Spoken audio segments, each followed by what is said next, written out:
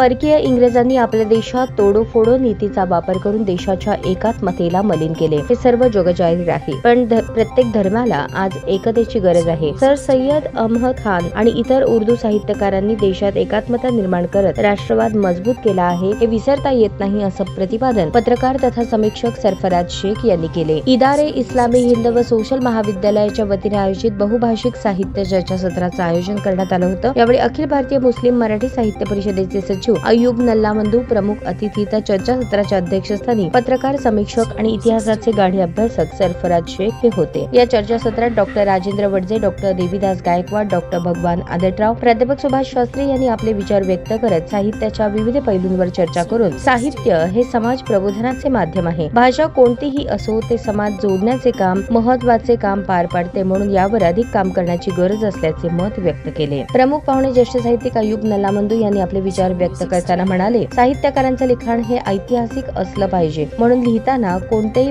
कुणाच्या भावना दुखवण्याचे पाप करू नका. जे कोणी नकारात्मक लिखाण करत असेल त्यास प्रेमपूर्वक उत्तर देण्याची आज गरज आहे. प्रेमपूर्वक दिलेल्या उत्तराने गैरसमज दूर होतात, तसेच आपलं अस्तित्व टिकून राहतं, असं मत त्यांनी व्यक्त केलं. प्राध्यापक डॉक्टर शफीक चोपदार, शफीक काझी यांनी पाहुण्यांचे स्वागत केले. चर्चासत्राचं सूत्रसंचालन व आभार प्राध्यापक रईसा मिर्झा यांनी केले. यावेळी डॉक्टर सलीम खान, डॉक्टर मकबूल अहमद, डॉक्टर इस्माईल शेख, शफीक काझी, इक्बाल बागवान, वायद सय्यद, मन्नान शेख, नजीर मुंशी, महमूद नवाज, हसीब नदाफ, बशीर परवेज, असरार नल्लामंदू, सरदार नदाफ, हुसेन बक्षी आदी उपस्थित होते.